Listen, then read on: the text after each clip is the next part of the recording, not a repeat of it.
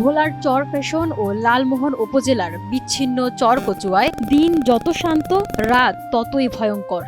সংঘবদ্ধ চোর চক্রের দৌরাত্ম্যে প্রতিনিয়ত গরু হারাচ্ছেন কৃষকরা। অসহায় হয়ে পড়ছেন এই জনপদের মানুষ। নদীবেষ্টিত নিভৃত জনপদ চরকচুয়া দিনের বেলায় স্বাভাবিক জীবনযাত্রা থাকলেও সূর্য ডুবলেই বদলে যায় চিত্র। নেমে আসে অজানা আতঙ্ক। যেই সুরতে চাষবাস করি, বস গরু ফালি, ফলার সম্ভব হইতে আছে না। এরা আমি কালকর 17 কেজি দুধ দোয়াইছি, 10 কেজি দুধ দোয়াই।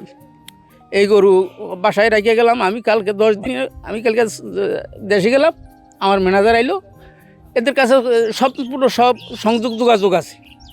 ফোনে যে সহিমাতবার গেছে, ওই আইলা একটু ওখানে গেছে, এখান দিয়া এরা এই মোষ গরু লইয়া যায়।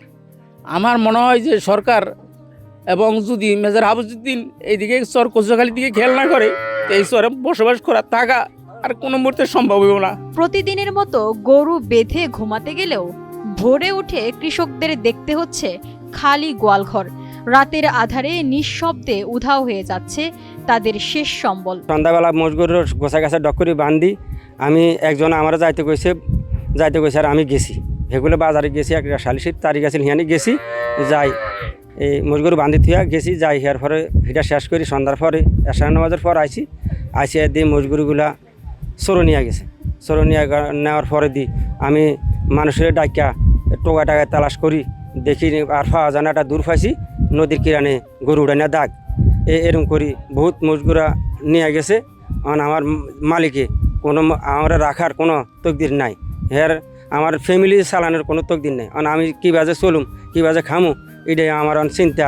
স্থানীয়দের অভিযোগ, সংঘবদ্ধ চোরচক্র গভীর রাতে ট্রলার বা নৌকায় করে এসে গরু চুরি করে নিয়ে যায়। অনেক সময় এক রাতেই একাধিক পরিবারের গরু নিয়ে যায় তারা। আমরা চরকচুয়ায় বসবাস করি এবং গরু গোতান পালি। আমাদের প্রায় 150 গরু আছে। এখান থেকে গত বছর আমাদের 17টা গরু নিয়ে গেছে চোরচক্র। তারপর আমাদের 4 জন মানুষে আহত করছে। প্রায় 12টা 1টা থেকে আসে বাসাতে আক্রমণ করে এবং চোরচক্র আসে মানুষকে মারধর করে এবং আমাদের গত বছর 2 জনকে কোবেছে এবং চোখে মোচের গুঁড়ি দিয়ে তাদের মুখ বাঁধে তারপরে নিয়ে গেছে। এটি কোনো বিচ্ছিন্ন ঘটনা নয়। এলাকাবাসীর দাবি, গত কয়েক বছরে 1000-এরও বেশি গরু চুরি হয়েছে। রাত জেগে পাহারা দিয়েও রক্ষা পাচ্ছেন না কেউ। এবছর আমার গরু 5টা নিয়েছে, 5টা আমি চোর ধরছি, চোর ধরে আমি চালান দিছি কিন্তু টাকা খাবার ছাড়া দিছি। কোনো বিচার পাইনি আজ পর্যন্ত আমি কোনো বিচার পাইনি। এই কচুয়া শহর থেকে কয়েক হাজার গরু চুরি হয়েছে। কিছু কিছু মানুষকে বিক্রি করে দিছে।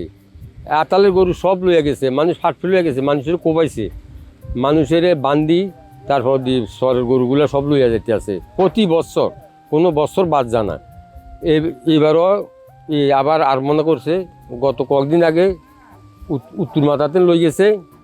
আর গত সন্ধ্যা আমার বাতিজার 5টা দুধের গাভী বাছুর ফালাই থুয়া লইয়া গেছে। এখন বাছুরের চিল্লাবিল্লা করে, এইভাবে সরটা চুরি হইতে আছে।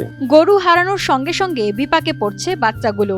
দুধ না পেয়ে কষ্টে আছে তারা। এই ছটার ভিতরে বিশাল একটা গাড়ি আছে চোরের, বিভিন্ন জায়গা থেকে মোষ গরু বহুত এই জায়গাতে আসে, আমরা ছায়া থাকি। এই পর্যন্ত হদিশ পাইতে বলতে মনে করেন এরা যে থাকে, বর্তমান যে চরে থাকে, এরকম হদিশ আছে। আর এবং ওই যে আমার ম্যানেজারের তারা হুমকি দিয়ে গেছে, চোরা গরু মহিষ আমার বৈশের লগে থাকে, যে না আইতে পারে, এই চোর কইল। মূল ভূখণ্ড থেকে বিচ্ছিন্ন হয় এই এলাকায় প্রশাসনিক নজরদারি খুবই সীমিত। ফলে চোর চক্র নির্বিঘ্নে চালিয়ে যাচ্ছে তাদের কার্যক্রম। গরু চুরির ঘটনায় মামলার প্রস্তুতি চলছে। এর আগেও কিছু গরু উদ্ধার করা হয়েছে।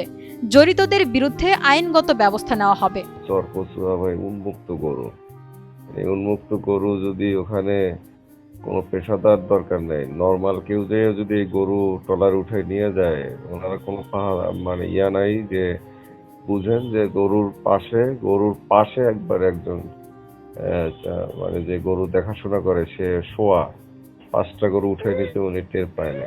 তারপরে আমরা আমাদের মতো করে মানে ইনকোয়ারি করতেছি, ওনাদেরকে বলছি যে ভাই কোনো ধরনের প্রাথমিক তথ্য পাইলে আমরা কাজ করবো, আমরা কাজ করতেছি, ওনাদেরকে খুঁজতে বলছি, আমরাও দেখি। এর আগে আরেকটা কমপ্লেন আছে, তাও এই রিসেন্ট সময় বোধহয় দিন 15 হবে। মানে চোর চক্রের দৌরাত্ম্য বন্ধে দ্রুত কার্যকর পদক্ষেপ ও নিয়মিত টহল জোরদারের দাবি জানিয়েছে স্থানীয়রা। তা না হলে এই জনপদের কৃষকদের জীবন জীবিকা আরও হুমকির মুখে পড়বে।